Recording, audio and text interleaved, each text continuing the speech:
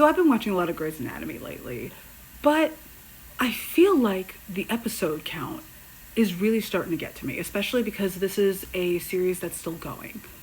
I'm gonna finish it, I will finish it, but I feel like I really need to take on a different kind of show with a different kind of vibe. Just to get over like the intractability of a show that just keeps on going. So I have decided to take on a show that is even longer and even more intractable. So without any further ado, it is January 27th, 2026. Tomorrow is my husband's birthday, which is why I'm doing this.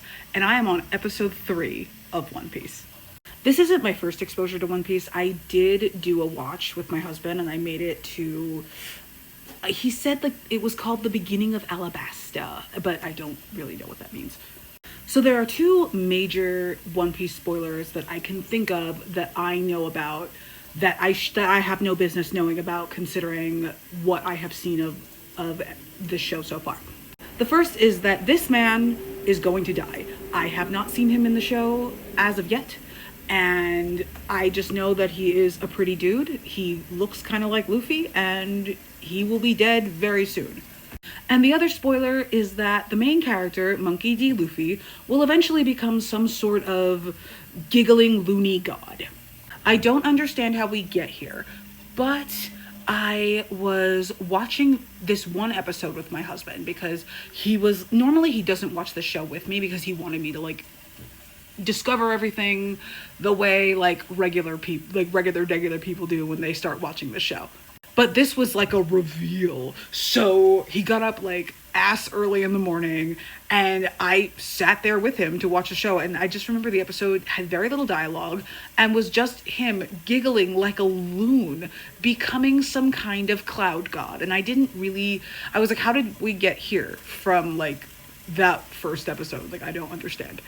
And I think the trouble I have with this character becoming some kind of giggling, loony cloud god is that I don't like him that much. He's really dumb. Like, there's just certain episodes that I've seen so far that I'm just like, damn, he's really stupid. I can't necessarily give you any examples off the top of my head, which is why I'm starting from episode 1 and I made it to like episode 3 so far. And we're doing the sub because I tried to watch the dub and then they did like the dubbed theme song and I couldn't take it. So we went back to the sub like immediately. Either way, I kind of hope to be disabused of my notion of not really liking this character very much. There are definitely other characters in the show that I love based on the movies and based on like the episodes that I've seen so far that I'm going to now go back and rewatch, which doesn't really matter in the grand scheme of things because I think I was like barely 10% through by the time I decided to do this. This character is my favorite. One, he is a beautiful angsty man with swords. We know that I love that. But also, he had the only fight of the main show that I actually gave a shit about. And this kind of leads me to my initial struggle with One Piece. And I'm going to soldier on. I'm going to soldier through. It is my husband's birthday. I'm going to start this. And by God, I'm going to finish it. But I feel like the trouble that I have with this show really boils down to that one fight. And this was the fight with Zoro and Mihawk, the big sword guy. He's 3 sword guy and Mihawk is big sword guy. And before this, the physical fights were like intractably long. I'm using the word intractable a lot. And I feel like it's a fitting word because I have now locked into to a show that I think is like 1,200 episodes long. Jesus Christ. But the fights tended to be like multiple episodes long. And I know that's like a thing with like classic shonen anime, but I didn't really grow up with classic shonen anime. So it was kind of an adjustment. This is my favorite anime, just to show you like how I'm wired as a person. Like, I like a multiple episode conversation rather than a multi-episode fight. But back to Zoro. Zoro and Mihawk, they have this fight.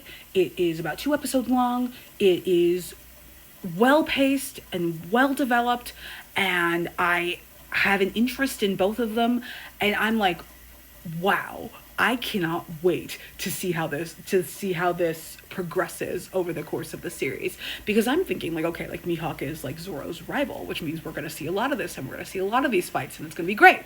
And then my husband goes, oh no, you're not going to see him for a while. And I was like, how long is a while? And he goes, oh, like 400 episodes, I think. And I was like, turn this shit off right the fuck now.